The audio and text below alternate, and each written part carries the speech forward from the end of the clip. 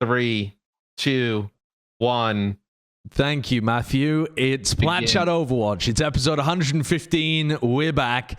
It's the three of us. 115. Yeah. We've done 100 and we've only done 114 episodes, but hopefully this one gets out to the people, and then it's 115. Who knows? We might have to scrap it halfway through. Why? I don't know. If you keep talking too much, it's because you keep calling the heroes agents. Okay, that's an issue. All right. Here's my question though: why does each game have even different words for it? Why don't you just call them all characters? Because nobody wants to copy everybody else, so everybody comes up with like stupid words.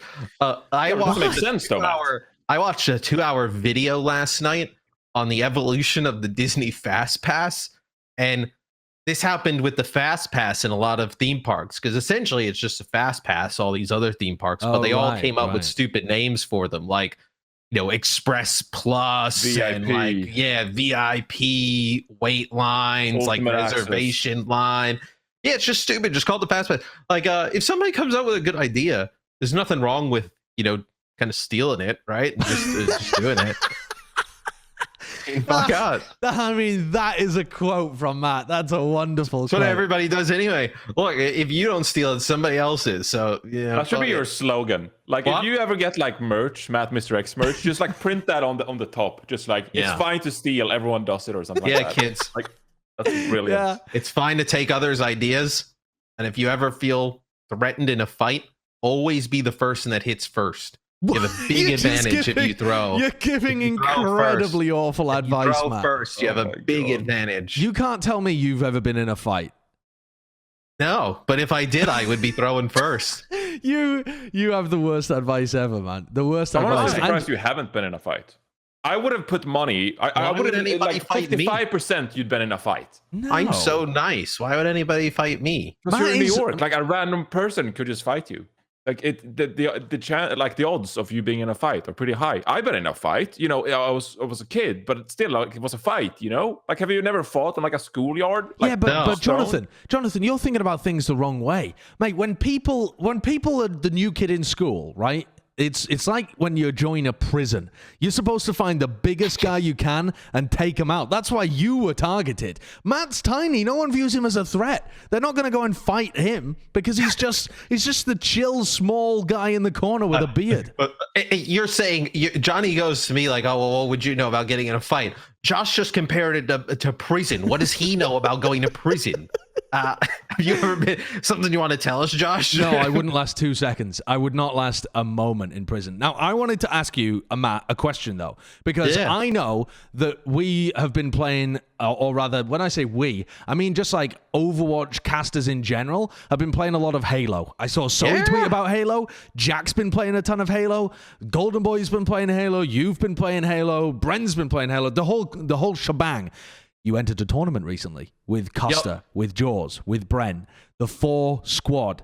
Did you represent Overwatch well? So we lost in round 1. Well, hold on. It's double elim. They actually do the online tournaments double elim. So the team we lost to first actually ended up finishing top 16. So they were actually, like, in the games where, like, we definitely lost, but, like, there were moments where, like, you know, we were making some runs. You got creamed in the first game from what I saw. Yeah. We absolutely dunked on the kids in the first round of losers, though. That's the only game I didn't see because I gave up on you after watching the first one. And then the third round of losers, we lost, but it was pretty close.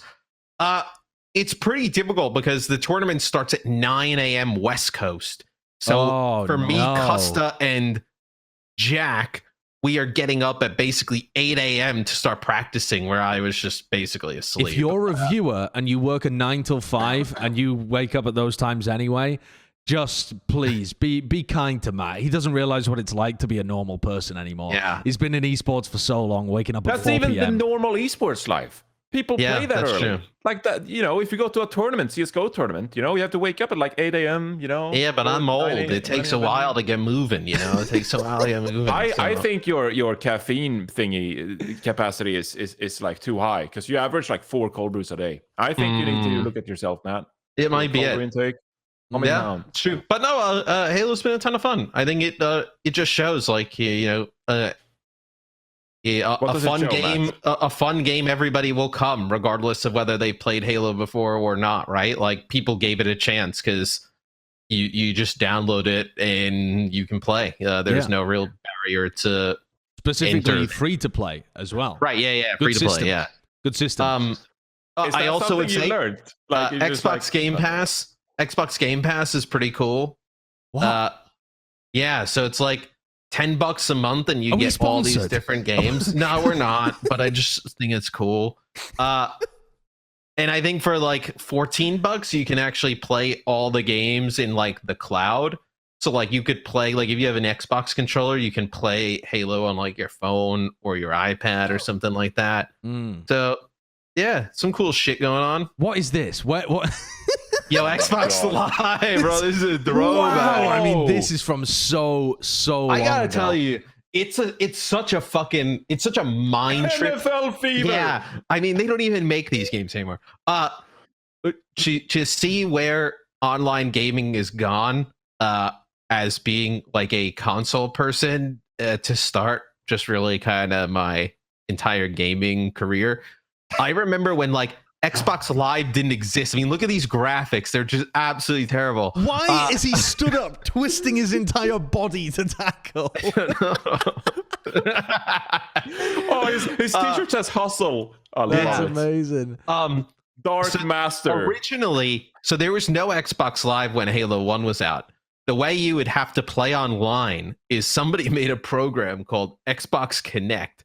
So you would have to connect your Xbox to your Ethernet port on your computer. Your computer could then find like a list of like games going on, and you would click on one, and essentially it would like trick your Xbox into thinking you were system linked to that Xbox. That's but really it was clever. like routing through that. Yeah. So you could play online. This is a true gamer den, by the way. This is a gamer den, yeah. If you live in a place like this in the year of our Lord 2021, you are just doing it wrong. You're 20 years out of date. You are a gamer with a capital G. And some people might be thinking, why are you talking about console shit constantly? This is an Overwatch podcast. The console side of Overwatch is really big, especially in North America. Has Overwatch ever released numbers about that, actually? Have they ever been public about like how big the console side is? There are so many people though that play on console. I get tweets all the time when we're doing like Owl and during the Owl season of people who watch and play mostly on console. Like Overwatch has a huge console base, and I think sometimes people get forget that it's even like available on consoles. Like because so many like obviously the competitive scene and everybody else attached to it is on PC, but consoles in North America are just massive. And then I think with just everything going on with some of the cloud gaming stuff, which is getting like way better, where it's even moving past consoles, where people are able to play on any screen. Just more ways people can play, and accessibility for people, I think, is great to see. And if consoles do that, that's awesome because it just means more people playing. Yeah. All right, let's get into the Overwatch stuff, though, because I want to start out with a little tasty rumor, some juice that's going around the subreddit at the moment, which is that there seems to be certain content creators, not us, we weren't asked, that were consulted or brought in or maybe just showcased some version of Overwatch 2. Now, Matt's just sipping on his cold brew, but I'm not even going to get opinions from Matt for this because this little bearded man knows too much, and he's just going to lead us down the dark path of doubt and speculation. So I'm going to ask Jonathan, what do you think's going on here? It seems like the creators are under NDAs. That's what Frito said. What do you think's actually going on with these content creators and Team 4? I was traveling on this day the video was released, Josh. You brought this up, I didn't watch the video I've never either, seen it. mate. I didn't watch the video. The point of the video, though, is basically live on the show. No, I'm kidding. I mean, I think it was just some creators were in a call with Team 4, right? And they haven't been specific about why or for what purpose. No, but that's good though. I mean, all I can say is I think that's really good. I mean, we always talk about this on this podcast, like pro players, community members, streamers, like God bless the streamers who actually play Overwatch these days and stream Overwatch because it's a The hard life out there. It's a hard life. It's tough, like because they're not getting a lot of like goodies compared to all these other streamers, like skin drops and like beta keys and like. Jonathan, what is like going on with your camera? You are you are 5 pixels per square inch. Now we know what's going to be the thumbnail for me this episode, Kurt. Don't we? Oh, it's back. There we go. There we go. But yeah, no, this is really good. So even if we might not get all the shimmering details and inside scoops and all that, shimmering details, yeah, like it's fine. I'm just happy that there's some communication between the community members, streamers, content creators, and the actual developers. So, yeah, great stuff. Now, someone say something, and I'll read the Reddit comments on this. I agree. I think just more communication with as Reinforced now does his research. You brought this up impromptu. I made the show, and then you just threw this in. No, I did. I threw it at Jonathan. I think is good in any regard. I think that's something that Overwatch creators have just been asking for a while, and I know Andy's been vocal on the forums and stuff. Recently, Jody is like a new CM, so just getting more creators and more of the community involved regularly, I think it's just good for the game overall. Yeah, I'm interested to see what they were asking about, because where I'm confused about Overwatch 2 is I really don't understand what stage the development is at all. The stuff that we saw, it felt like they had certainly made some serious shifts and they were changing up what was going on. And then some of the stuff that's been talked about and some of the stuff that's been described by Andy B and that kind of stuff seems to be that there are still major decisions in terms of balance and hero redesigns and stuff like that to be done still. So I'm just interested to what degree they were interested in feedback. Flats was apparently on stream asking for big picture topics from his chat, but that doesn't necessarily mean that that's what the developers were looking for. Yeah, so it seems like the content creators are like putting together their own changes, right? Is that the idea we're getting here? And then like suggesting them to the developers or like maybe doing some kind of experimental patch like possibly. That is what I gather from not having watched the videos. That the developers reached out and was like, "Hey, do we want to do some patch?" And like that's why the content creators have been tweeting about changes and stuff they want to do like that. That makes me a bit upset, because then I realize, well, why didn't they reach out to us? Chat, because you didn't get your fucking camera right. Because you look like that. Yeah, because you look like that. What is going on? You look like Shrek. Yeah. Well, I don't understand why. I don't even why understand didn't they reach out to happened. us? Because if they went to make content, you just look like a pixelated. You look like your face is falling off. You look like a picture of yourself. It looks like you're about to just rip your face off. You look like you're part of the hit movie Face Off. Yeah, I was Nicolas Cage and John Travolta, right? Yeah, two of the greatest actors of our time. Either that or you've had a very, very bad suntan or something, and you've only applied sun cream in certain areas, and so your face is super patchy. Anyway, me and Matt, we have tons of great ideas. Just ask us. Reach out to us. Well, they did. Matt literally like works for the company, so they did for the last April, the April Fool's patch or something had Reaper being able to fly. It was pretty close to being like a Plat chat patch this April, and so maybe that was the closest we'll get to our patch. Reaper can fly. Is April Fool's? Yeah, I think it is. All right, the next thing that was going on, Vancouver Titans.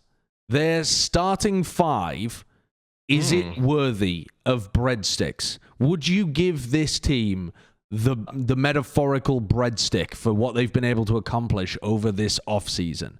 They're a team that's trying to take their reputation from being a bit of a joke ever since they lost the runaway squad to actually turning into a competitive team next year. And they've signed some talent that people are pretty excited about. But when you look at the roster as a whole, how good do you think this ends up being? I think they have potential. Yeah. I mean, I don't know how well they'll stack up against like some of the other teams that we think are going to be the best in North America.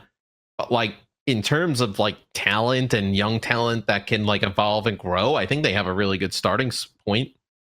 Yeah, no, I absolutely agree. I mean, they're picking up Falls, who used to be on Maryville, and I think there's some good talent there to be a good tank for this team. But if you look at the rest of the team, I mean, you got some veterans. So like Masa, he always finds himself being a competitive player on like some of the better teams in Overwatch, whether it was like Giganti before Atlanta Reign, Aspire and Shockwave. I mean, they're two great DPS players, quite frankly, that we all three of us would have liked to see in the league moving forward. So I mean, great DPS pickups, and then Aztec from Throw the Defiant. I think overall, like it's quite apparent that they're not going for the trophy, right? Like they're not trying to win the championship. There's still the Vancouver Titans, but there's way more talent on this squad than last year's version, or like at least you have at least you have the hope of heading in the right direction now. Like you were just like I feel like for the last like 2 years or so, you were just kind of existing, and it was like you knew a lot of those players weren't going to be around like very long. To where now you look at like at least Aspire, Shockwave, and False, you think those are going to be players that like you can build around, right? Yeah. You can wait a little bit longer to pick up other players. I think there's been kind of like a hold on like main supports, people picking up those, but like they actually do have a really good main support as well.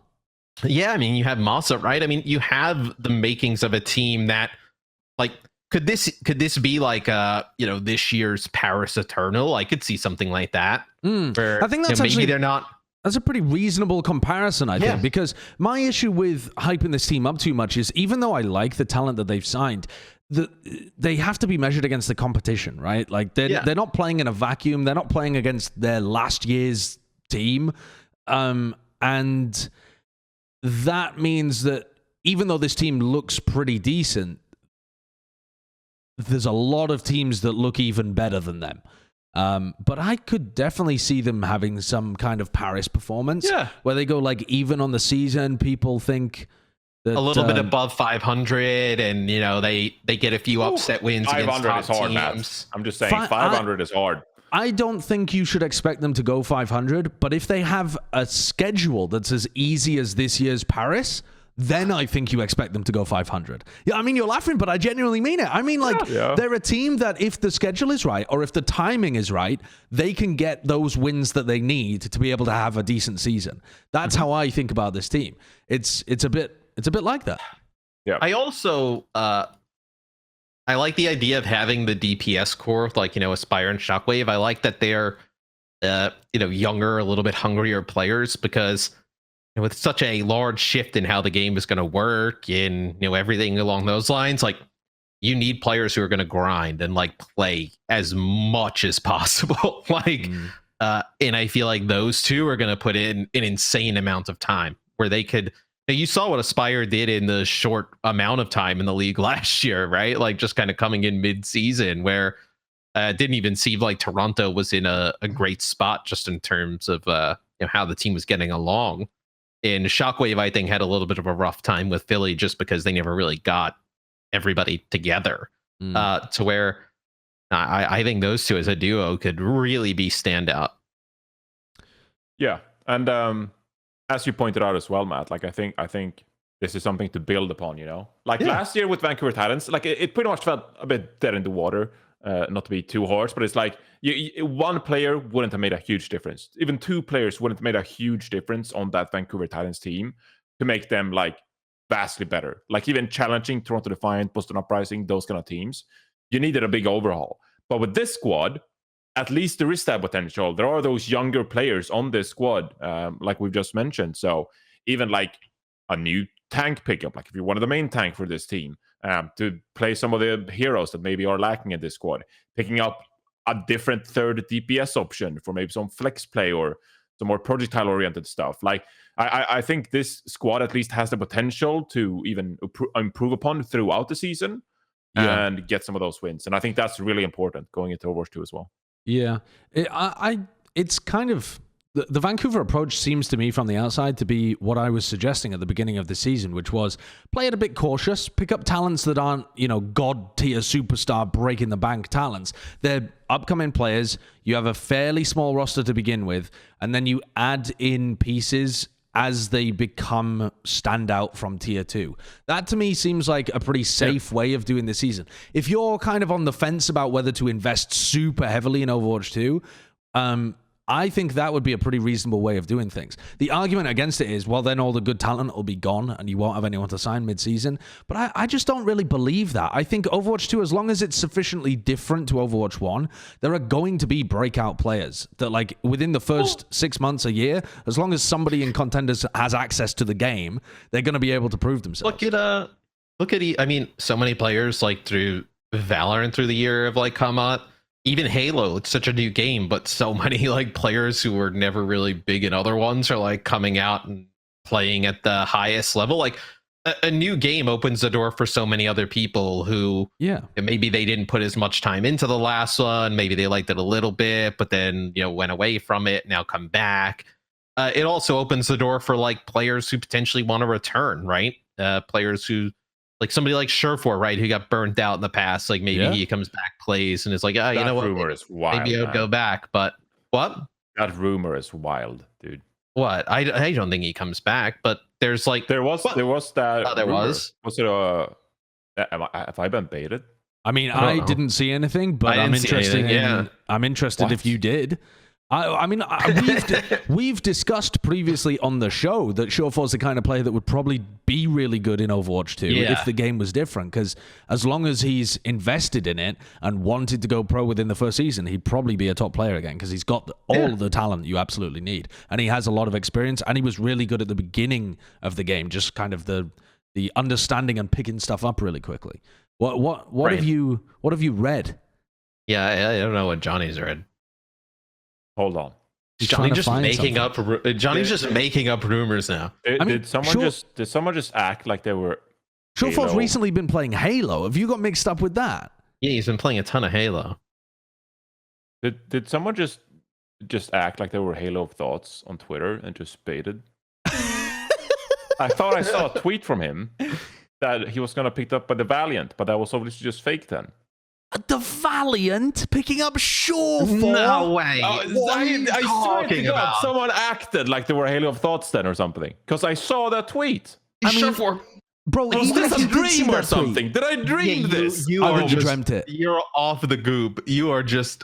Dude, even if you saw that, even if that was real right now, even if you find it and it's real, I still don't believe it. The LA Valiant have not been splashing the cash. Surefour's doing really well as a content creator, isn't he? Like, and he's got a big name. No. That was the replies and everything, and I didn't believe it. But I swear I saw a tweet, and someone just like faking to be here. This is what happens. Like, Johnny takes a weekend, goes into the rainforest with Bren and smokes the magic frog, and comes out thinking Surefour. Oh, bro, dude, I was out in Maine, just like it was rainy, it was nature, it was wonderful. Nature. It was nature. It was actual like humidity. It was glorious. So I don't think I can't find this. I guess it was fake. I guess someone on my feed just like acted like. I think if Surefour were to come back and play, which I think I would put that as like a 5, maybe even lower %. I do not think. I didn't say I believed it. I just said it was a wild rumor, but now I guess it's not a rumor even to begin with. Okay. Yeah, I mean, you've started one right now. That's what you've done. You effectively just did that. I mean. I do, though, just before we move on from the Vancouver topic, I want one more thought from both of you, which is, given what we know of the current teams, where do you think they would rank? Overall, super high level, give me like a rough estimate, because I'm thinking from the bottom up, because this team, you'd have to go down quite a lot if you started from the top, I think. But I'm starting from the bottom. They're probably better than like what London are putting together, would you say? What the Valiant would be putting together, maybe? What Paris are putting together? What do you think about this kind of thing? How far do they creep up the list? That's really hard. I'll kick it off, man. I kind of agree that they might be better than London, but like I their head coach as well. Like I haven't really seen anything from Flubby really to inspire the level of confidence that I have in some of those European contenders coaches or who have been around, because all we really seen from Flubby is that he's been on second wind, had decent success, and was on Vancouver Titans when they were shite. So I don't wasn't know how much working with the faith I best can put pieces on the Titans though, was he? No, yeah, sure, but I'm just saying, like, there's nothing to inspire confidence for me there. So Right. I'm just judging the players. I still feel like I'd probably rate them in the bottom in the West, but I can see them like working themselves up that ranking. You mean literally the bottom team in the West? Okay, who else is it? Like that's my question. London, Paris, Florida, London, Paris, I think would be down there. I'd probably rate them higher than Florida based on the pickups. I mean, they got a bit of an experiment going on there with Gunba. But see, this is the interesting question, because I think actually Florida has got a pretty similar approach to this season as Vancouver.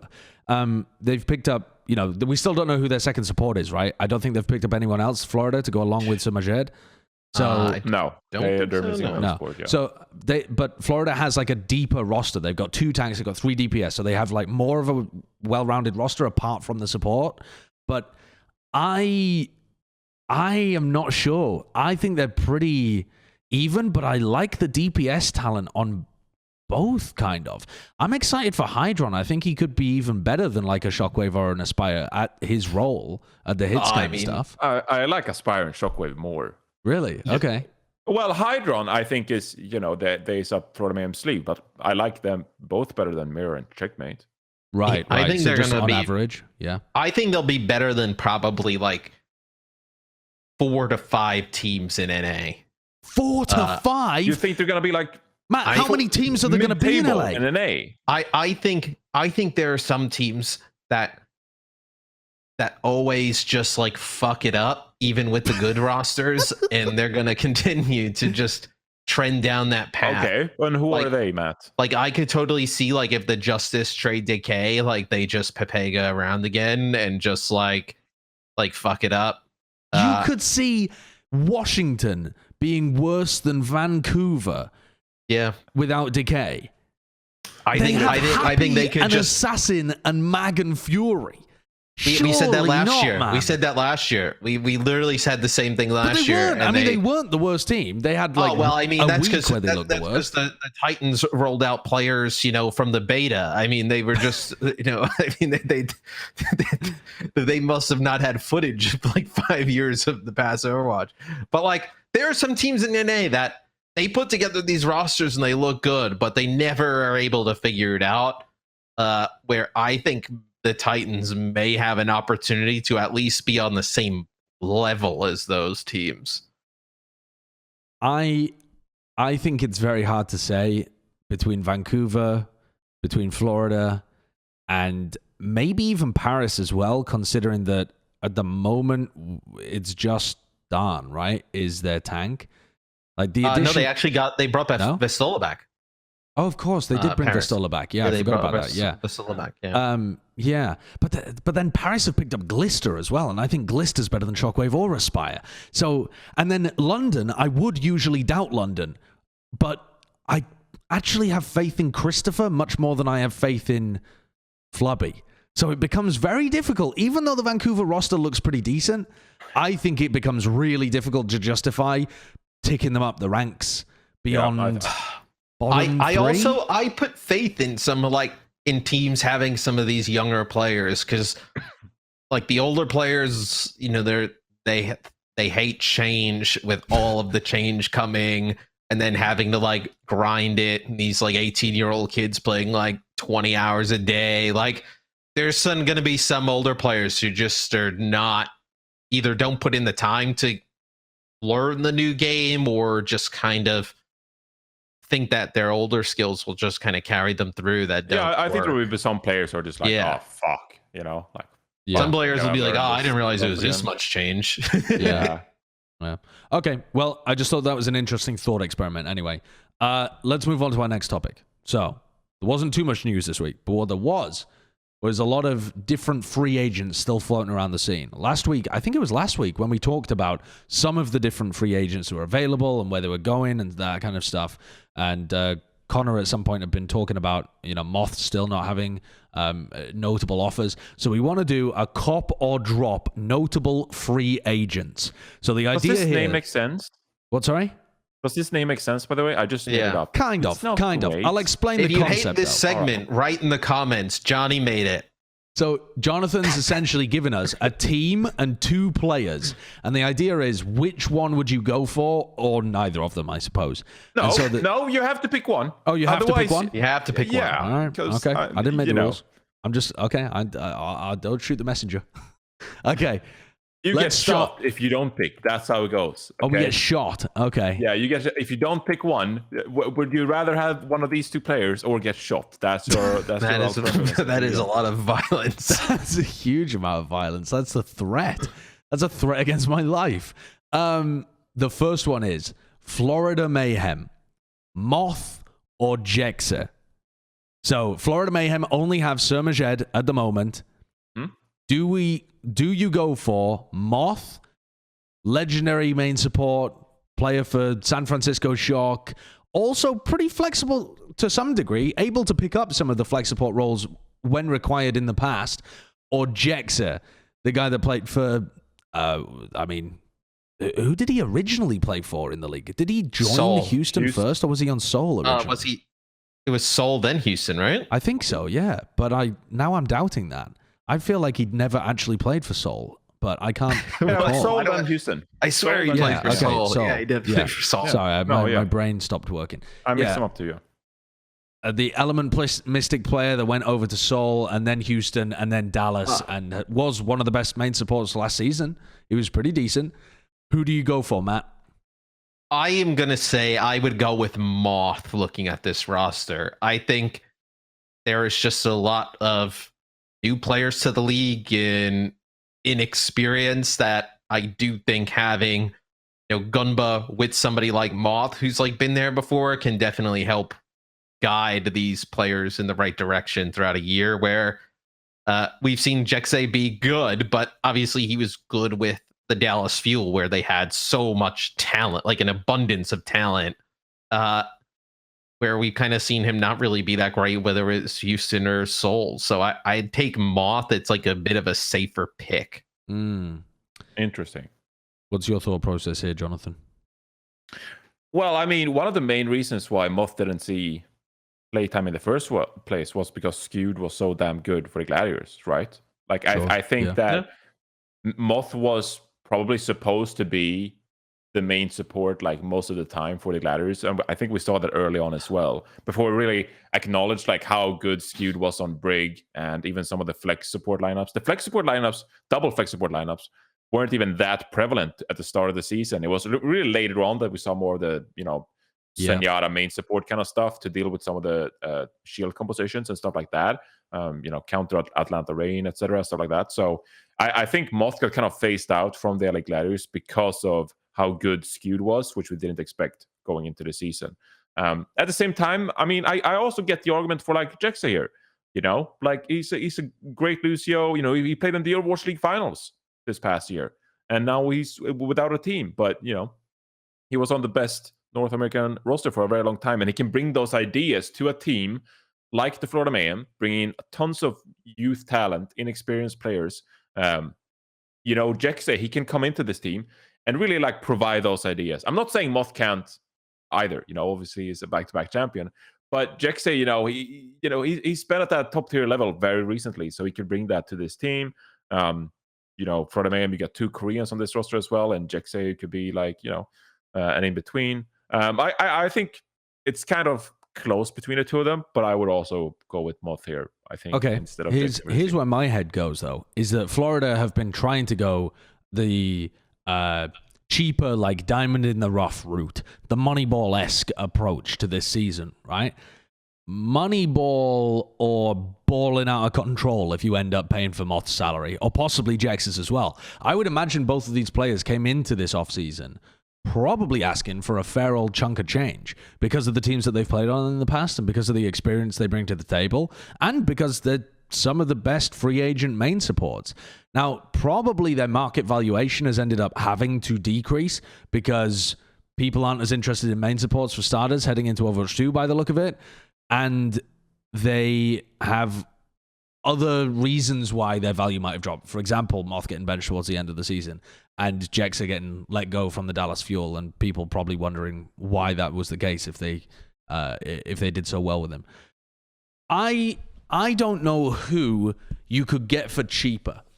If Gunba came to the negotiation table and said, listen, I've got to go home with the main support, but I'm going home with whoever's cheaper.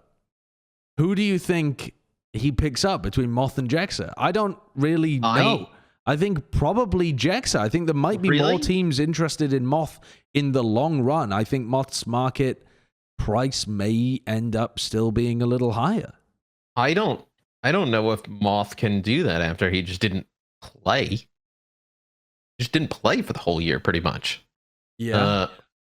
And then especially, like, I think what kind of hurts both players is that a lot of teams are opting to have kind of like, it seems that the thinking is the main support role is basically just Lucio at this point.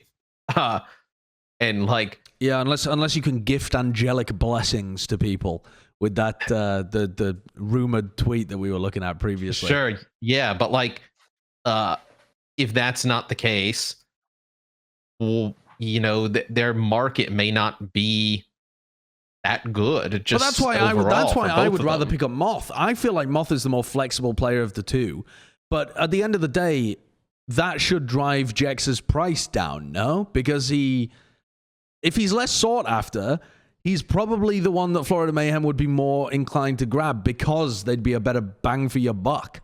I'm thinking about bang for the buck, and I feel like Jex's buck might be lower and his bang's still all right. No, I think if you're Jexa, you played on a team that was really successful last year, you played a big role, you probably have a little bit more sway in where you can go and maybe end up being a Lucio for like a top team, right? Where I think Moth kind of has to rebuild his stock a little bit and play again. I think, you know, if I was a coach, I would want to see Moth play a significant amount again before trying to offer him like something massive, right? So I imagine that's kind of where a lot of other people are at. I think Moth. I also think Moth deserves a higher salary. I mean, obviously, I don't know what Jex's, you know, his goals are, like how much he want to play for an Overwatch League team. Similarly, I don't really know what Moth wants either. But I think that Jexe probably goes a little bit cheaper if you're simply looking at the contracts between these two. I think that, you know, one of the big things as well is that Moth, by all accounts, is a fantastic teammate and a great leader. Whereas, you know, does Jexe have that kind of reputation between all the Overwatch League teams, the general managers and the coaches? I think to some degree, I think. I mean, he originally did. He originally had a really high reputation as being like a shot caller that could call in English and Korean and other stuff. I mean, yeah, I mean, I've said countless times on the podcast that you know, he's been super nice to me too, and you know, like always happy. And even though he apologizes on Twitter all the time, like he's a very, you know, happy, easygoing guy, always, you know, laughing, having fun. I just think that Moth brings this different kind of like calmness to the in-game stuff, and that's what we heard from teams like the Gladiators, like Space. You know, he was on Backchat and he talked about how Moth brings this calmness to the LA Gladiators that like really composes the team in critical moments. I think that Moth has that reputation still while being a top tier main support. I think that Moth in that regard, like he, you know, you get a little bit more for a little bit more money. And if that is what Florida Mayhem wants to go with, then, you know, maybe you want to spend that money.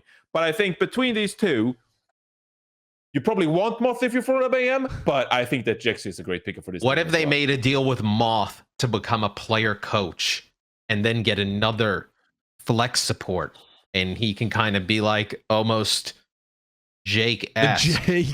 The Jake pickup? I don't know, man. I don't know about that. I had my reservations about that at the beginning of the season with the Houston Outlaws, and even though it worked out, I'm not convinced that it's the best setup for all teams. It just seems a bit weird to me. Yeah, let's stay away from that, shall we? Okay, let's move on to the next team, though. I want to talk about the Guangzhou Charge. This is Jonathan's next question here is, Guangzhou, do they choose Sanguinar or Jexa? And frankly, I think you might be a little off the goop here. I'm going to go first, Jonathan, because if you're comparing Moth to Jexa, and then you're comparing Jexa to Sanguinar, that's like you're taking some fucking leaps down the chain, are you not? Because the transitive property kind of implies that you think Jexa's comparable to both Moth and Sanguinar. Which... Yeah, what's the next one? Is it who should Boston grab, Jexa or Freefeel? How far are we going? Hear me out. 5 okay, or Jexa? Like, I am being a bit cheeky with this one. Okay, I'm being a bit cheeky, having a bit of fun with this one straight after the Moth and Jexa one. Here's the thing, though. Going into Overwatch 2, Jexa, he's by no means old. Okay, I think Jexa is like 22 years old, but you know he's not 18 anymore. Neither am I. God knows. But Sanguinar. 19 turns 20 in December, so he's got 2 years on him. Which 2 years? I mean, that's a decent amount. I mean, at the end of the day, though, at the end of the day, it doesn't. Go on. Also, my other argument is Sanguinar. When you think of Sanguinar, you think about London Spitfire, an awful season in APAC in season 3 during COVID, just fucking shit on the walls. It was god awful. but he's been on O2 Blast. He's had a good run in Overwatch Contenders this past year, and he's been improving. So maybe you want to go for the younger talent if you're going to a charge. Maybe there's something about, building up Sanguinar. He has a good year. You can sell him off to one of the other Korean or even Chinese teams, maybe. Maybe there's some young gun. I want to say Sanguinar because I think you've sold me on it, but I do get a little bit of a Yakpung vibes where he goes down to Contenders, looks good, comes back, and it's the same old song and dance. Here's the thing: the reason that anyone even talks about age in esports is only because it tends to correlate with how much free time and dedication you have. That's the only reason it's important. It's true, though. But it does, in a general sense, it doesn't apply to every specific case. You can't look at Jexa, who's 22, and say, probably doesn't give a shit anymore. Probably Sanguinar. No, did I say that? More. I didn't say that. But that's the implication when you talk about age, because otherwise, a 22-year-old is perfectly capable of playing at the top level for years and years and years. All it comes down to is their dedication, how much time they're willing to invest, how dedicated they are to winning next year, how willing they are to be able to pick up new heroes, that kind of thing. So just saying 19v22, there's no advantage to picking up the younger player unless you've already talked to them and they follow that correlation. So I think the only advantage would be if you think Sanguinar could be more flexible than Jexa. To me, the biggest argument for Sanguinar is the argument, again, for Moth that I was bringing up, that the guy can play some other stuff too. Jexa, when I think of Jexa, I think about a very hard main support player, a Mercy player, a Lucio player, a Brig at a fucking pinch. He's had some good moments on Brig before, but he's not the best Brig in the world. That's where I think he firmly sits. Is he willing to expand his hero pool outside of that? Is Sanguinar willing to expand much deeper into the flex support role? I think that's what decides it much more than is he under the age of 20? Okay, the age point is not moot, though. It's not moot, in my opinion. It's not irrelevant. It's a what do you call it? It's a heuristic for dedication. It's not. I don't know what heuristic means. It just means would say this. European? I actually think the biggest thing for me would be, would Jexa even want to play for Guangzhou? I mean, this team is not That's one not that the looks fucking like game, is it? I mean, it kind of is. If you give an offer to both of these guys and Jexa declines, you haven't won. Yeah, I mean, if you're looking at this roster, if you're Jexa, you're like, can we win? Do you want to go join a team that can't win? So I would say they should just go after Sanguinar. Just build some fucking, just grab some young guys who could be good or could be bad, and this go is not for what it. I had envisioned when I made this game. Okay, well, that's a realistic scenario. My game was both of these players. They knock on the fucking team house. It's like minus 20 degrees Celsius. It's snowing. It's storming outside. And you leave one of them to die in the blizzard. You only have one bed available. and no floor space for some kind of reason. Which of the two do you pick up for the team house? That was the game when I made it. Your Matt. game and now is you ruined way it with worse. your vague rules and it's. Your game was who should we sacrifice into a storm? It'd be a great Netflix show. Yeah, let's do the next one. Should the Valiant grab Dia or Decay? I'm sure they would love to have Decay, but Decay ain't going, so they'll take Dia. I mean, yeah. Oh, with the Guangzhou Charge would probably love to have Li Jie gone, but he's not going to sign there. So Sanguinar it is. All right. Let's talk the next one. This is Jonathan's again. Vancouver. Yeah. You don't need to mention me. Oh no, I'm going to mention you every time. Vancouver, Ado or EQO? I like this one as well because they've got kind of similar names. You know, it's vowel, consonant, vowel. If you're playing on Countdown. Who was the best name? Is that one of your factors going into this one? No, this is not one of my factors. Okay. I want to see Otto back in the league because I like Otto and I feel like he got just shitty goes at the beginning of it. I would probably say EQO here. Oh, I mean, I think you're crazy if you pick Otto over EQO. Yeah. Even if you think EQO's stock has dropped massively since season 1 or whatever, and he's no longer, the team leader, Genji player, destroying everybody. The guy's still been doing well. He's been picking up new heroes, and he's got a lot more experience in much better teams than Ado does. I think this is a slam dunk. Pick up Ado. Pick up EQO. Fucking hell. Pick up EQO. I think EQO, even his hero pool fits with this team better as well. He can play Brig and shit, right? We've seen him do that. Yes, but that's not quite why I'd pick him up. But yeah, get him for his Brig. Give me the argument for Ado, Jonathan. You have to argue for Ado because you put him in this. He's a nice guy. I don't have to. I was going to say I'd pick EQO as well. But I mean, these are the names floating around, and I mean, I think I don't think it's a slam dunk. I think it's more like a layup. Like I think Ado is still playing for Talon in contenders. He's had a good run there. I mean, some of the players on like O2 Blast, Talon Esports, like these are great players. With potential that could come into the Overwatch League and have some of these renaissances, like Sanguinar, Ado. These are names that generally has had a pretty bad reputation for their gameplay in the Overwatch League. But the fact of the matter is, like some of these guys, they have gone down to tier 2. They have improved. New York Excelsior, last year, they picked up some of these talents we've seen around the league to give them a second go, like Yakpung. Now, he didn't have the best year either, but there is chance for redemption. Like Kalios. Kalios was a great pickup for New York, I think. They had tank struggles throughout the entire season, picked up Kalios, and it really helped that team out. Let's watch how we use the word great. It was an improvement. Let's improvement. Put it like that. It was an improvement. I think though, they were close. Yeah. I find it hard to remember everybody that's gone down to contenders and back into the Overwatch League. I feel like it's more common for those people to not have done massively better. But what about the reason is you tend to think of the ones that did do massively better, like Rascal, like Fearless, right? Those are the big ones that like dropped down to contenders, came back. Holy shit, they blow people away. But you've got quite a number of people that have gone down to contenders, come back in, and looked pretty much exactly the same. No, sure, but I think it's one of those things where it's like you mentioned this earlier, about Flubby on Vancouver Titans.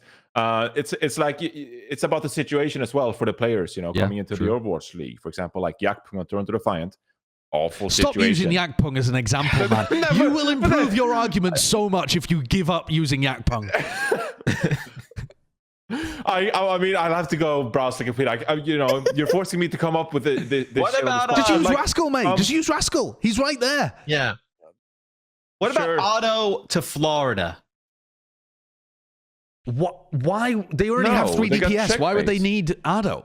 No, Checkmate is gonna go back to tank. Checkmate's gonna play tank. No, he's not. No, he's not. Checkmate's gonna bring him back. I'll strangle Avast if that happens. I'll know that it's come from him. on Washington was a pretty shit experience for him, so I don't want to count him out. Sanguinar and London Spitfire, pretty awful experience. Like some of these players have had awful experiences. Going to a new team can really rejuvenate. What about Otto on the Valiant? Stuff like that. So Valiant doesn't have anyone. They pick up anyone.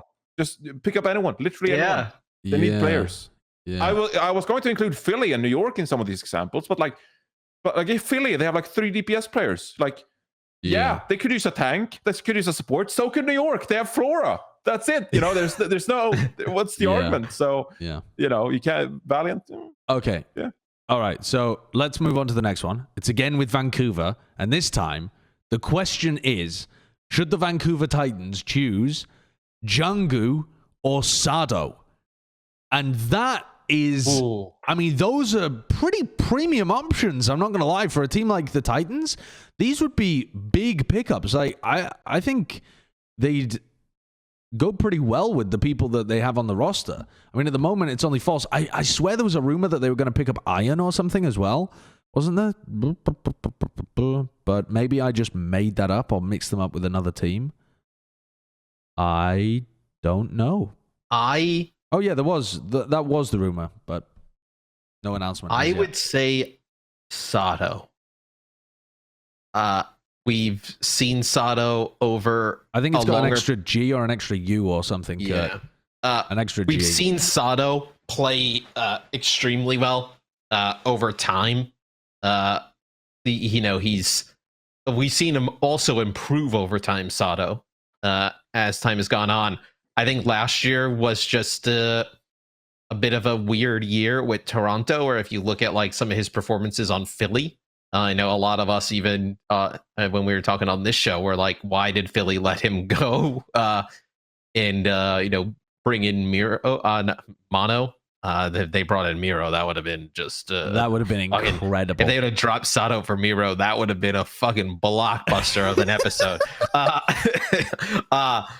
But no, I think Sado still has a lot to offer a team, and I think he is a player who is so mechanically skilled that he'll be able to pick up whatever it needs to do. Yeah, I'm inclined to go in the same direction with Sado, but I want to offer another different reason as well. I think Django looked like a great player who I would love to be picked up by a team and thoroughly developed this year, but I would be inclined to suggest Django go to a full Korean team, because I believe from talking, I think this was in some like interview with the Houston players or something. I can't remember where I heard this, but we had been having kind of conversations with the casters and the analysts about what is this rotation? What does it mean between Dreamer and Django on the Houston Outlaws last year, or the year that was just played. And what I heard recently, and fuck me, I can't remember where it was that Dreamer was brought in mainly because of his experience speaking English on English-speaking rosters, and it wasn't necessarily because of hero pools or skill level, although perhaps those played a component. But I think it was primarily because of communication, and that, I think, would continue to be an issue on Vancouver because of how varied their roster is. They have a varied roster of people that have played small amounts of experience with other, like, very mixed language rosters before as well, right? They have pretty decent levels of experience, I would say, apart from False, you could argue. Because Aspire played on like a full Korean team at times when he was playing. Like, he was the only player that was communicating in English sometimes. Aztac, to some degree, was playing on a roster that was integrating European players, because they played with the other guys too. And then Massa's definitely played on mixed language rosters before. So maybe it's not less of an issue than I thought it was going to be. But I think I'd be inclined to pick up Sado for that reason, because Django, to me, if you had to pick up a secondary main tank mid-season to support Django, doesn't doesn't seem like this would be the place to continue his development into a top-tier tank. Yeah, I think for him personally, I'd agree with you. I think that makes more sense for him as a player. I think Django though, like he has that interesting potential. Like you said, like he could go to a different team and like really develop as a player and really come out like way better, more versatile, great impact player on a lot of different teams. But I do think that it's interesting in the case of Vancouver Titans, like how much are they going to rely on Falls for that tank role? And obviously, you want to know like how main tank, off tank looks like, how that looks like in Overwatch 2. Can you get away just playing an off tank most of the time? Do you need a main tank to be able to come in and flex to all these different like Orisa, Reinhardt all the time, like consistently? We don't know what that is, what that is going to look like. But between these two players, I think that Sado is probably like the more versatile one. Like has great Winston, had a great Reinhardt season, can play a lot of different stuff. But I could almost see like Vancouver Titans also go in a different direction where they're just going to rely on Falls like a lot of the time when it comes down to their strategies, how they want to play. I think Falls is a very interesting prospect getting into the Overwatch League. And so like maybe you want Django to be like a solid rock, like when you need that Reinhardt. Maybe when you need like Wrecking Ball, for example. I'm not saying Sado can't do that. I think, Sado can play all the main tanks at a very respectable level. But I think that Django, like knowing how good he is on Reinhardt, how he played Reinhardt against some of the best Reinhardts in the league this past year, I think that he's a great specialist to bring in to a team like the Vancouver Titans if you want to rely on your off tank most of the time, but need to cover your bases. If you need a Reinhardt, I think Django is a fantastic player and option to pick up for this team. If you need, a Wrecking Ball player, I think that Django can fulfill that role as well. Whereas I view Sado as a more like versatile option. So it depends on what Vancouver wants to go with. I think both options are like really good, but I think I'd love to see actually Django on this team. I think that would be really interesting. What do you think? Okay, let's say I personally think though that this question might even be a bit too the player quality might be a bit too high for Vancouver to get snap up players of this caliber. When I'm thinking about free agents. Oh yeah, no, I know they're free agents, but I mean other teams might want Django or Sado, and it just hasn't been released or something yet. I'm just speculating here completely. But for example, I don't think it's feasible to head into Overwatch 2 with only one tank on your roster. I don't think that makes sense because you are having to cover all of the off tanks, all of the main tanks, and then any new ones that end up getting added to the game, if that even happens for this season. So when I'm thinking about like the teams that only have a solo main tank and they have actually announced players on their roster, the Seoul Dynasty and the Seoul Dynasty and the San Francisco Shock. So Seoul have got Smurf and Shanghai have... Sorry, why do I keep saying Shanghai? San Francisco have got Super. To me,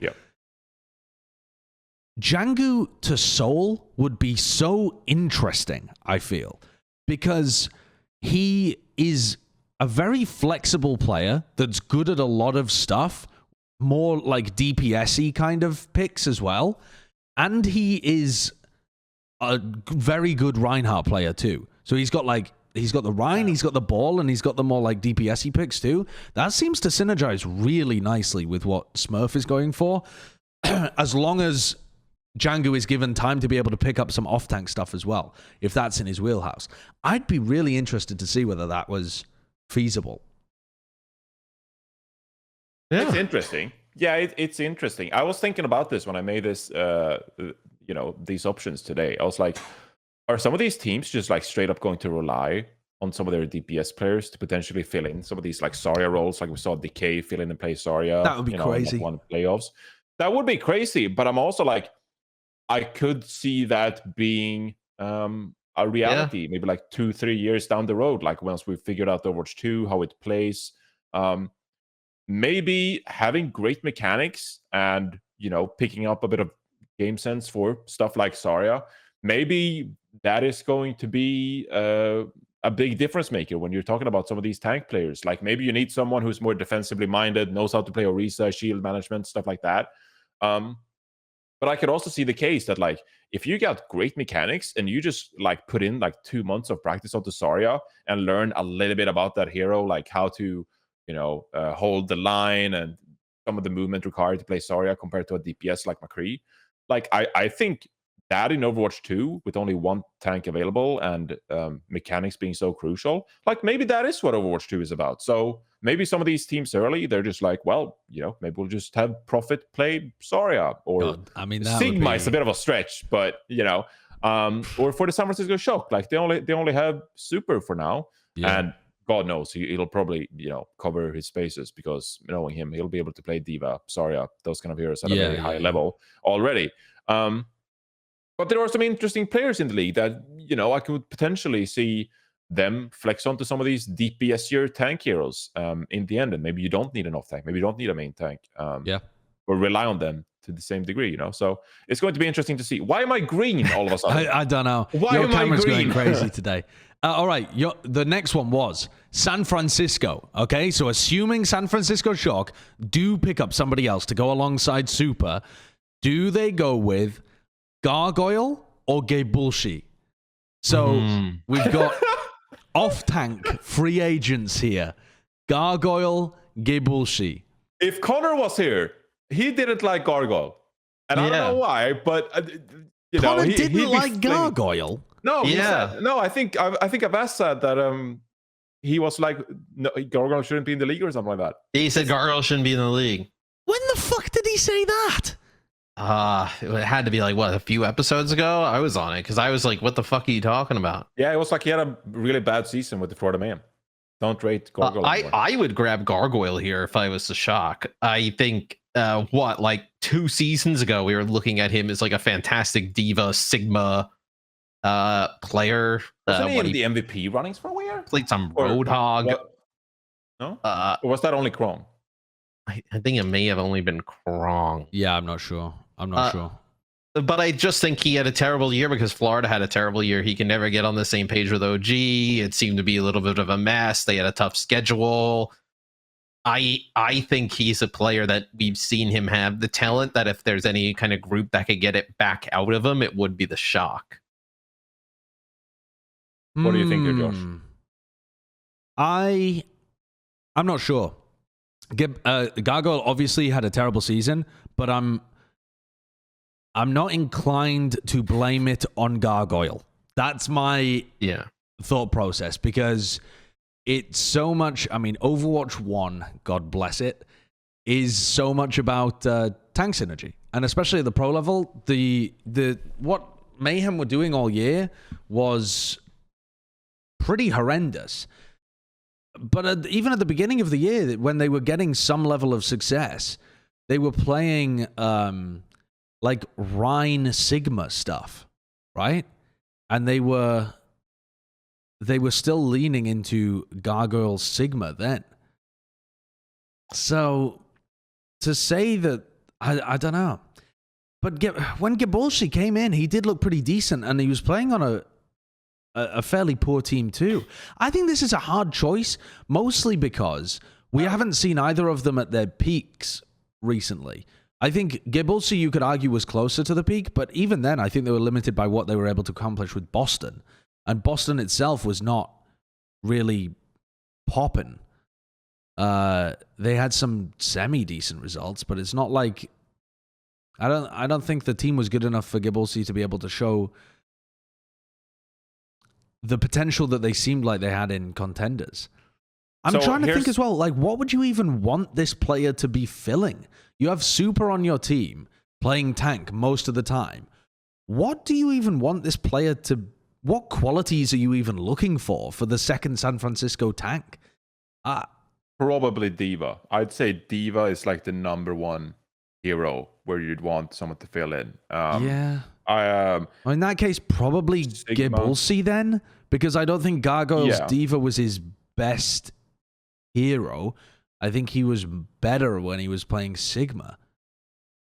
Here, how I look at it is, I think I think Bolsey has more value right now. I think he's, more valuable between the two of these players right now, especially considering Gargoyle's season with the Florida Mayhem. I think that, hurt his stock quite a bit. But for the San Francisco Shock, I mean, Gargoyle has that like playmaking ability, some of that like, fuck you attitude. And I think that in the San Francisco Shock, we're like, they emphasize on like really pushing limits, being aggressive, stuff like that. I think I could also just see Krusty like coaching Gargoyle into like a beast of a tank player to hold the front line for the San Francisco Shock. Like if he wanted to come in on Sigma and have big impact, stuff like that. And I think Gargoyle would actually like kind of fit into that system the way his play style is, as we've seen it in the Overwatch League, his carry performances for the Florida Mayhem. I think that'd be really interesting to see. But Gabe Olsey, I look at more at Gabe Olsey as like a very solid off-tank option, reliable. Like you mentioned, Diva, like subbing in for some Diva gameplay, and I think you'd be very confident knowing what he gives you in that role.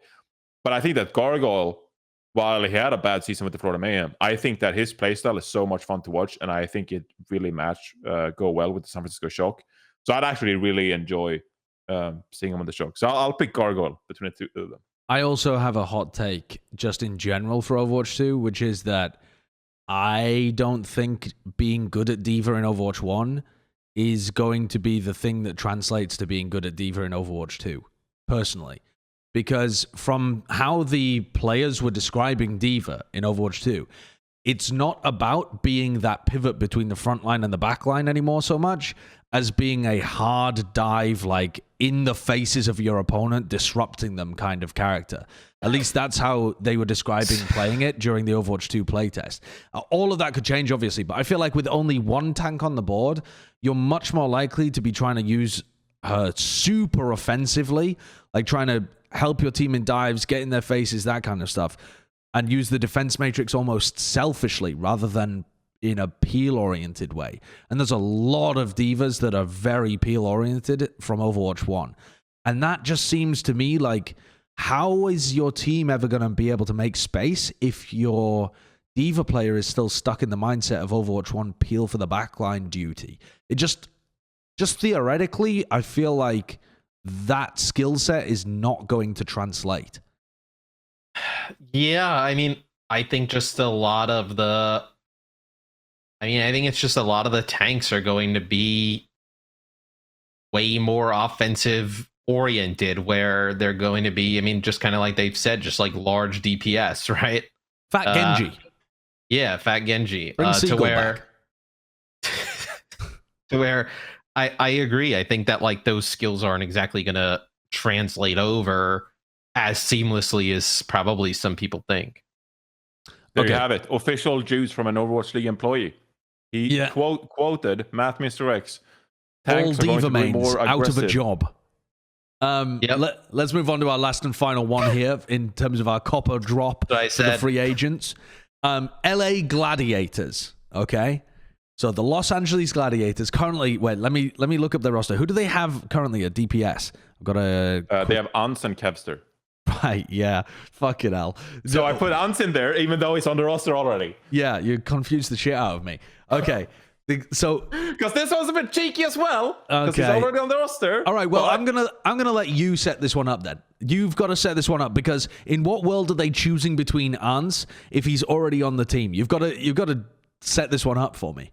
Okay, so obviously, it's just fun and games. There's no way they pick up Ans and then they drop him. So there's no world in which like this is an actual conversation in the office, But it's fun and games, I think Ans, he's a bit Pine-ish at this point, where it's like Pine. It's like, oh my god, God King Pine, like he's amazing. Those eyes, yeah. Okay. Right no, there. keep talking. And Ans had like the most amazing season, with the San Francisco Shock. He peaked in all stats, number one, first elims, always in a 6 versus 5 advantage. Because of Ans and his early picks. Then of course he had to step away for a little bit. Mental health issues, didn't feel the best, and good for him. I'm happy he did that. Felt like he was in a good enough place to come back in the league. did so, replaced Striker on the San Francisco Shock once more. And I think overall, like, Ans has a great reputation for being a fantastic hit scan player. At the same token, Merit is another young gun. You know, Wait there. Before you move on to Merit, I'm not letting you get away with calling Ans the new Pine. I mean, Pine. I didn't say it was a new Pine. I said it was Pine-ish. Pine. What does Pine-ish mean? Pine-ish. A fir tree is Pine-ish. Maybe his best season was past him. Maybe, you know, Ans, the way we remember him and his reputation. I don't know. Is it right to say it precedes him? No, I don't know what precedes him means. Well, but that means that people hear about your reputation before they see you because it's so big. But my point is, like, is the reputation's bigger than the man? Is the Ans on the Gladiator in 2022? Is that the same Ans that was on the San Francisco Shock during 2020 when he had that insane season? Let me talk about the Pine thing first, though, because to me, it doesn't make sense to compare the two because Pine was not even the best hit scan of 2018. He was perhaps the most talked about or the most hyped, but he wasn't the best hit scan of 2018. Yeah. He just had the flashiest plays. And even the flashy plays, they didn't actually result in his team getting wins all the time. I mean, his flashiest play when he went for those fucking Spider-Man plays and stuff at the end of the season were actively losing his team games. Whereas Ans, when he had his best season, did not have any of that. Like, he was just dominating. He wasn't 360 no-scoping people and, like, making highlight reels everywhere, and people are talking about him as the best because he's the flashiest. He just was the best. He dominated everyone he went up against. So I don't think the comparison is apt, but I understand what you're talking about in terms of maybe you're essentially saying, is Ans washed? That's your question here. No, not washed. Not fully, but like, but like, he's gone through that he's washed. He's gone through the delicates. Don't put words in my mouth, okay? And the reason I compared it to was rinsed. Like, maybe their best season has already been. I'm not saying they're washed up. I'm just saying that maybe the Ans in 2022 he's peaked. Maybe you're buying Ans. Maybe you're buying Ans on the downwards trajectory, while you could pick up Merit, a great new young talent with great contenders experience, and take a bet on him. You know. Well, here's why I would still be confident in Ans. If you've spoken to the guy, trialed him, etc., because to me the main factor that it comes down to is he joined the team halfway through the year and was not given that like long extended time to play with them preseason, to gel with them, to figure out his role, to that. And like over the course of that season that Ans was with them, he developed, got more and more playtime, built out his hero pool, played different things. I mean, at the beginning of the season, he wasn't playing a ton. And then he added more and more stuff to the point where he's playing Cassidy for them. He was playing long-range hit scan for them. He was playing some Tracer. He was playing, like, towards the end, he was even playing, like, Sombra and Mei for them. So that, to me, is, like, the evolution of a player that's become super ingrained with how the team works. Compare that to the season where he's just chucked in. As Striker leaves, everything's still in flux there for him. It's not the same scenario where there's a stable thing around him. Plus, on top of that, we are about to become probably in the most long-range hit scan dominated meta for, I don't know, probably since. Now you're fine making assumptions about Overwatch 2? Okay, if Overwatch 2 somehow doesn't end up being dominated by long-range hit scan, I think the devs have done an incredible job. Because just from a theoretical point of view, it just seems impossible that long-range hit scan wouldn't be great. If there aren't two tanks, how is that not really good, having long-range hit scan? Yeah, I don't disagree with you. I am making an assumption there, but I feel like it's a relatively safe assumption to assume taking flanks, having more open sight lines, less shields in the way, less divas pressuring you, like that kind of thing should lend itself to a player like Ans finding opportunities. I think this, while I could be on board with saying that he's peaked, because that season from Ans was like the actual best season we've ever seen from a hit scan player. So yep. I'd maybe even be on board of saying nobody's going to be able to be better than that next year. So Ans is probably not going to be able to either. But I still think I'd take Ans here. Yeah, I would as well. I think Merit. I'll take a Merit. Okay. Champion of the contenders, people. You really are. Yeah. You really are. People are gonna this dumb game, dude. People are gonna roast me, but I'm doing this for the viewers, for the listeners. Yeah, this is the off season. Welcome. This is what it's gonna be like. Enjoy it. I like it. Okay. Now we've got our final one that Jonathan added to the list, which is you have to choose Valorant champions, Liquid or C9 Blue. Now, why have you added this to our podcast, Jonathan? This is the wrong podcast. Promotion. Plat chat, I listen to the Ringer podcast, and like there's some. Who's gonna win, Josh? We did like a cinema review of Dune. Check out Dune, and then it's like, hey, Taylor Swift released a new album. It's like cross promotion. We're doing some cross promotion on Plat chat. Cross promotion, okay, I like it. So if you're really bored in the off season, and you've been watching old VODs on Custer's stream of Apex Season 1, and you've been hearing Jonathan say, Apex, we were the best in Apex. If you've been listening to that on repeat and that kind of stuff, and you want to check out another esport, then we have another podcast. It's called Plat Chat Valorant, and the Champions is going on at the moment. So it's like the Overwatch League Grand Finals, but for that. So we're doing a co-stream for it. You can find that at, or we might be doing a co-stream for it. Who knows? Who knows, guys? Who knows? Who knows? Not officially announced, but all right. Well, then I'm going to take the opportunity. I'm not going to answer this question. I'm going to get answers from both of you, and I'll report back to the other podcast what you thought. Liquid or C9, Matt? For what? Who wins? For who wins? No, between the two of them. Yeah. Okay, so Matt, who goes deeper then, I know, guess? their tournament is called Valorant Champions. So it's not like it's Liquid or C9 Blue is going to be champion, but it's like who's going to be the better of them at Valorant Champions. That's the question. So you don't care if either of them is the champion then? Well, I think the idea was to only nominate 2 teams in the 16 teams. Look, I did my research here. I tried to find 2 teams of similarly equal skill, which will make the prediction hard, okay? I was going to do something with the Crazy Raccoons, Josh. but I couldn't find the shitty team. Because Scream's brother has COVID, so he has to play from the hotel, right? That's actually very, very up-to-date information. Yeah, that was literally just announced earlier today. Or not even announced. It was just reported earlier today. So I would go with... not that team. I'd go with Cloud9. You going with Cloud9 because Nivera has tested positive for COVID and has to be quarantined? That's a bit unlucky. That's some advanced... That's like you're a fucking... the people that bet on esports that they've never even watched a game of, but they just bet based on like other things that they've heard from around the scene. I know that sounds mental, but it genuinely happens. There are people that bet on esports they've never watched, like teams that they've never watched, and somehow managed to be profitable doing it. That's what that reminds me of. You are just taking a punt based on a news article that you read this morning. But I appreciate it. So are you impressed that I knew, though? I am, actually. I really am. Dude, he's on Twitter all day. What do you expect? Yeah, he really is. He doesn't actually work for Blizzard. He just is on Twitter. I just monitor Twitter, yeah. Yeah. Jonathan, who are you going for then? I'm doing work all the time. I'm working so hard, and all he's doing is like playing Overwatch. And NBA 2K. And NBA 2K. And Halo. While reading Twitter on the second monitor. I'm going to go with Liquid. I'm going to go the opposite of Matt's argument right here. I'm just going to be a European fanboy. I go with Liquid because they're European. Okay. And they have Scream. The one-taps. The one-taps. Yep. They know him for his one-tap. They know me for my one-taps. Mm-hmm. Yeah.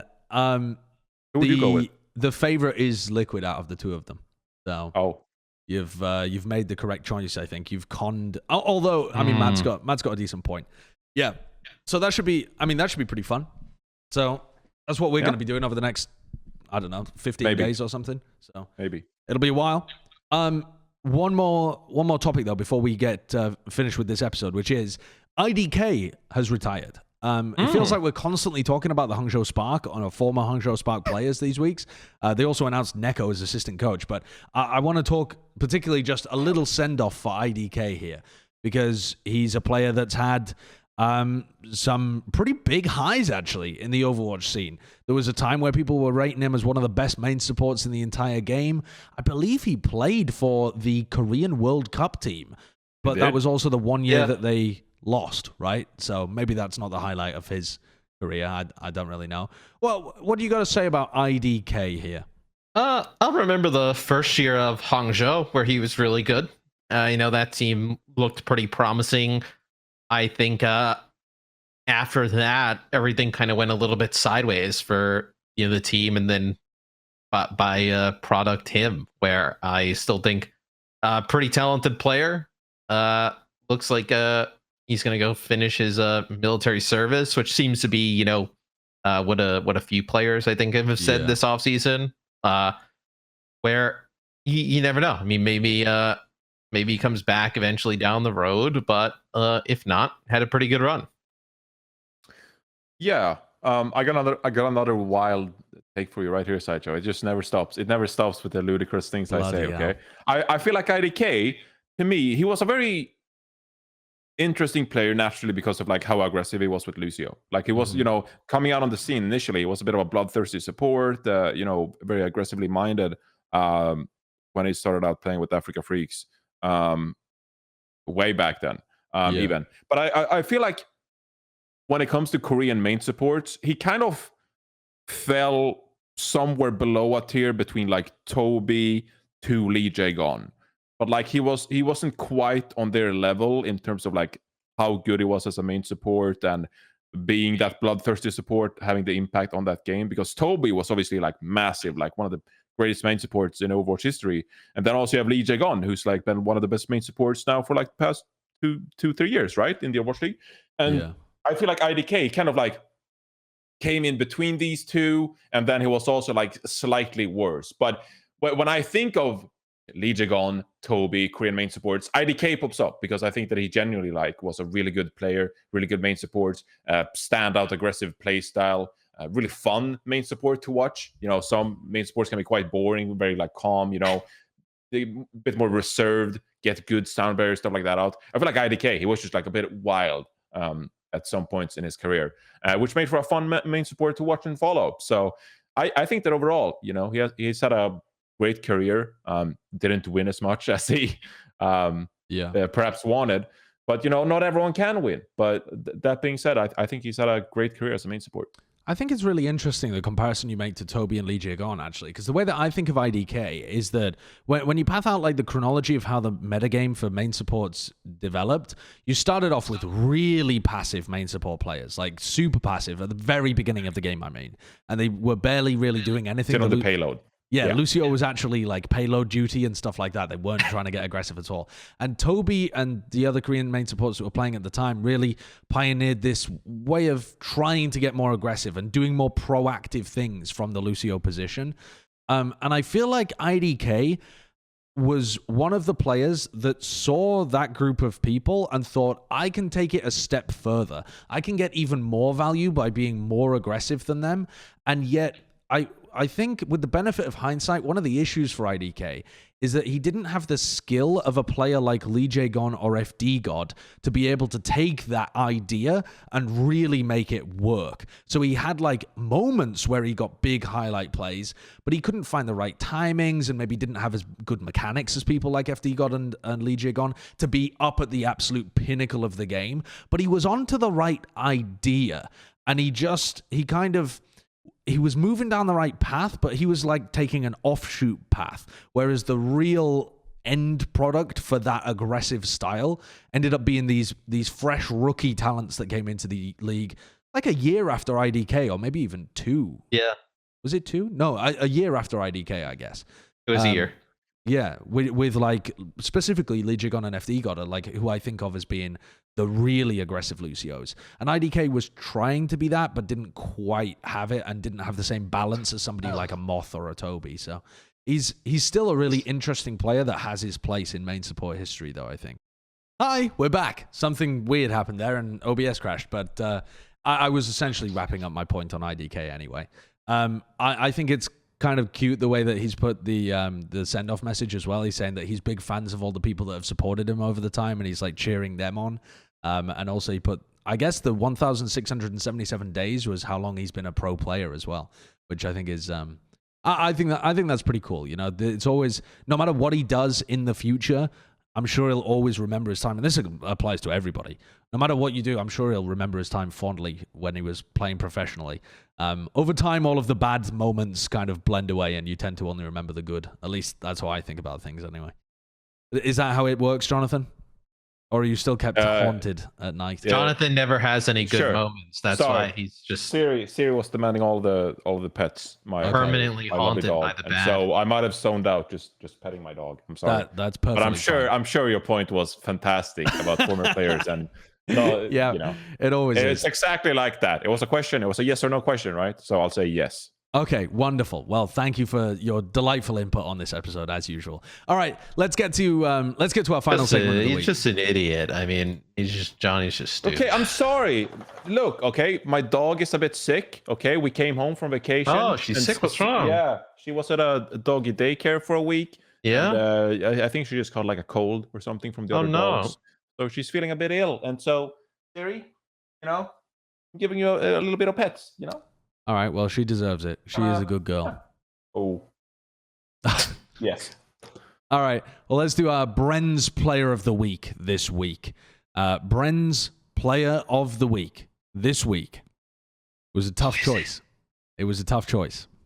It really was. But I think the spirit of Bren, I'm trying to channel the spirit of Bren here. Mm-hmm. I'm going to give it to the medical community. The medical community at large, but more specifically, the medical community looking after Zoe and Jacob after they had the car crash earlier this week. Oh, yeah. Because they were in a pretty nasty accident, actually. Zoe was tweeting about it afterwards and was talking to us about it too, and they got straight up, like, what do they call it, T-boned by another car while they were making a turn. So... very, very grateful that Zoe and her husband were able to walk away from that one. Yeah. I mean, walk away in some level of pain, because I think Jacob did his knee in a little bit, but overall, it seems like no permanent damage was done. You're giving it to the medical community. I'm giving it to the car building community. True, actually. Crumple zones. The sick cars we have these days, like, they are really robust, that even in very harsh accidents, the ugliest of accidents, you can get away relatively injury free because of how sturdy they are. It's not just sturdiness. Great job, car building community. They have built-in zones that are designed to crumple and absorb energy and stop the energy from being passed to you. It is wild. We're talking about the video games. What about this? This is from the scientific community, released today. Okay, go on then. What is it? U.S. scientists who created the first living robots, known as xenobots, announced that they have made robots who can reproduce. What? In ways not seen in plants and animals. What does that mean? They're formed from the stem cells of African claw frog. And these tiny blobs. They were experimented. They can move, work together in groups, and self-heal. And now they can reproduce. In what way are they robots? I don't fucking know. I shouldn't ask you. You know nothing about it. Perhaps if I read this article, I'd be more inclined to believe you. But I feel like you've been suckered in by some fantastic clickbait there. Oh, but I don't know the extent of it. So anyway, this... those... Yeah, those the Boston Dynamics robot making guys. Oh yeah. You can actually buy one of those dogs now. They're called Spot. Yeah, the Boston Dynamics Spot. It only costs $70. How much is one of those? Yes. Okay, they've got to be an outrageous price, because is it six figures? It's outrageous for a retail customer. It's not outrageous for a millionaire. I don't think they would be six figures. I think they'd be high, just underneath six figures. I think they'd be somewhere around 80, 90K. Matt? I'm going to say 150K. 74,500,000. No, wait, really? 74,500. 74,500,000. I don't know what number that is. That's $7 million for a dog. 7,400,000. And people still listen to me. By God, 74,500 for a robot dog that you can control. Not bad. Yeah, that's not bad. And it moves around. It can climb stairs. It's a robot dog. Do you think we can get a Plat one? What kind of money do you think we're making right now? What kind of money do you think we're making? Wait, did he say 74,000 or 740,000? No, 74,000. Yeah. You got 74 grand lying around? Because if so, I want a piece of that, Matt. Yeah, start getting people watch Valorant. Go watch Champion. Well, I want to finish this episode by saying that a certain Super TF approached us and had an idea that I wanted to run by you guys. So leave us a comment if you like the idea of this. Super he's a fan of Melee, and one of the things that has recently been done in Melee by somebody, I don't know, I don't follow the scene, was a top 100 of all time. So it was a list 100 to number 1, greatest of all time. And because we've got to the end of Overwatch 1, all of the tournaments in Overwatch 1 are now finished, they're done, and we have the full history there.